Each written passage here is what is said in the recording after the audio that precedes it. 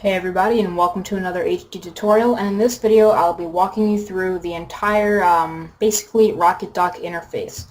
Now, I've already done a video about how to acquire the Rocketdock software. You can probably just click on my name, or I'll try to put that in the description somehow, but forgive me if it's not there. So basically what we're going to do here is go over Rocketdock. If you want to see what's in my dock, you can look here now. We have our internet browsers and our internet related things. We have and Downloader and CCleaner. Then we have our Microsoft Office documents and as well as Photoshop. Then we have our communications section, which includes email, Skype, UCam, which is the webcam software, and Google Earth, and Bluetooth. Now we have a few tools, which I have Cam Studio, the Camtasia software, the Windows 7 calculator, Notepad, little OCR, which is basically my scanner, converting that to text, etc. The Sage dictionary. Here's my media section. You can see I have separators in between the sections. We have Windows Media Center, iTunes, Windows Media Player, and the Rhapsody for my phone. And then we have the stuff that came with it by standard, and I also added a downloads section, so they have my computer, network, documents, music, pictures. This is the standard stuff. And I put uTorrent all the way on the right hand side with the recycling bin and dock settings. Now dock settings is the most important thing basically in the whole software section of the Rocketdock. So what we're going to go over here, let's start with the general tab, this is all the languages that you can choose to have your dock and your language in. I'm not going to change anything with that because I speak English. So we can have it run at startup. I have lift that checked, which means the dock will automatically come up at your startup. Store settings in a portable INI, that's just basically if you want someone else to log into your computer, then their Rocketdock would just be the standard one, but yours, when you logged on, would have all your icons.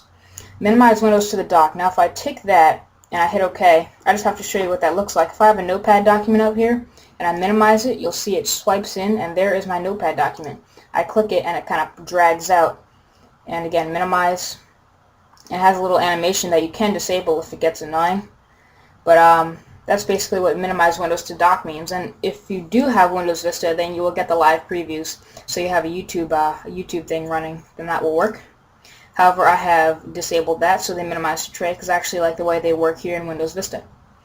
So next we have a running application instance, or indicator. So I have a Firefox preloader right now. So right now there's a little black arrow above it, you can see, and that is what the open application instance, or indicator, actually means. So I have Skype on right now. I should put that as do not disturb. I have Skype running right now. I have my email client as well as the screen recorder, etc. So that is what that means. Open running application instance means that if I already have a notepad document open and I go up here and hit the notepad button, it'll bring up the one that is already open. So that's pretty cool. And lock items is basically so I can't accidentally drag one out and delete it. You can easily just right click on the dock and hit unlock items, and then that will simply unlock all the items, and you can drag them around, change the order, change the icon itself, etc. Let's go to icons. Right now I have it on high quality because of my computer's, the computer I'm running this on is a pretty intense gaming machine. It's a laptop, but it's very good. So I left it on high quality just to get the best quality out of my my icons. I left them on 100% opacity. Now, what this means, if you see the dock above here, this means that whenever I'm looking at them, they have full opacity. They're completely opaque over my desktop. But if I were to lower the opacity, you see they get a little transparent. But I've checked the box that says zoom opaque, so when I actually mouse over it, the one that I'm mousing over is no longer transparent. It's actually opaque again. So that's pretty cool that I can do that. But I leave them all pretty much on full opacity so I can see them whenever I want. The size is basically the size of the icons. Very, very self-intuitive there. Now, there's two hover effects. There's a bubble, which you see when I go over these. There is a plateau, which kind of just spreads them out more and doesn't go up and down vertically as much. And then there is zoom flat, which just completely goes sideways, and you can move the entire Rocketdock like this. I think this is the coolest way, but I really don't need it to expand that much, so I don't use that.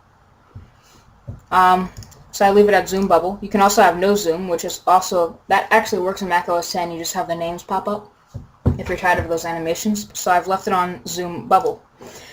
Next we have the actual amount that it does zoom and the zoom width. That's pretty much self-explanatory. If you want it to zoom to be humongous, say I go from 15 to 128, look, it just gets ginormous. And you can see the higher quality of the icons when I actually do that. Like, that's a not very good icon, that's very pixelated, but that's a really high quality icon right there. So that's pretty good. I leave this down closer to about 20 or, no, I leave it closer to about 15 pixels, which is what I had before. So now let's go to position. This is where it gets kind of interesting. A lot of people like to put their Rocketdock down. Oh, you can also choose what monitor it's on. I have unplugged the other monitor, so my laptop's only got one monitor hooked up. You can choose the screen position to be on the bottom, okay? So it'll be all the way on the bottom of your screen, almost exactly like Mac OS X. Obviously, you'll want to have some edge offset so it's not on top of your toolbar. But a lot of people that I know actually unlock this taskbar and drag it to the top. So they have their taskbar on top and they have their Rocketdock on the bottom, okay? And that's giving it a whole lot more of a Mac OS X theme, especially with the theme that I've installed on this Rocketdock. So that's pretty cool, but I'm just going to reverse that because I pretty much leave it on the top. You can also put it on the left or the right if you so desire. So I'm going to leave mine on the top.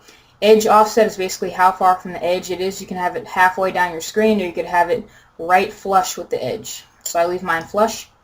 And also centering, I leave mine dead in the center. You can make it further to the left if you have the sidebar maybe, or further to the right. Now let's go to style.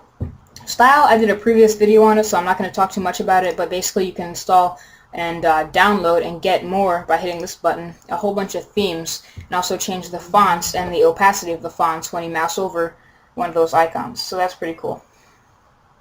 Next is the behavior button. This is pretty much the last important one. If you actually click on an icon, like in Mac OS X, it'll bounce for a second. So look, if I click on Cam Studio, actually no, I can't do it now. So if I hit OK and I click on Cam Studio, it'll bounce for a second, and you can see that that's the kind of attention that it gets when you actually click on it. So if I click on my computer, it bounces once or twice, then it opens it up.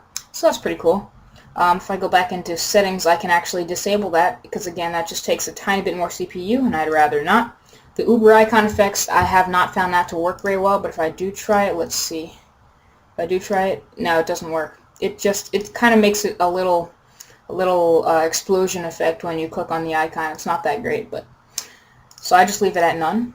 And also you can set it to auto hide. Now here's a cool thing a lot of people do. If I hit OK, the dock's just gone, right? But whenever I mouse over close to the top of the screen, it comes back, and I can choose whatever I want from here. Then when I leave it, it hides back again. So that's a pretty cool feature if you really like a really clean desktop. You may have noticed I have absolutely no icons on my whole desktop.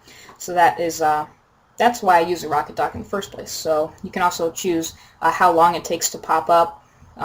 You can choose the delay, how long it takes to pop up, etc. So I left unchecked auto hide. And that is basically it. You can reset all the defaults at any time by just pressing that default button. And also you can see this is version 1.3.5. Copyright Punk Software. So you can update it just by hitting that one simple button. If you have any problems with it, you can hit the forums button. And that is basically it. So I hope you enjoyed this tutorial, a little walkthrough of the menus. And also there's this little thing where you can right click. I didn't show you yet. You can hit the unlock items button so I can remove an icon and then it will just disappear, or I would drag it back in wherever I want to put it. So that's a pretty interesting feature I like to show you guys in Mac on the Rocketdock. And hopefully I can get back to you guys with more tutorials. If you have any requests for any tutorial at all, I will handle it as best as I can.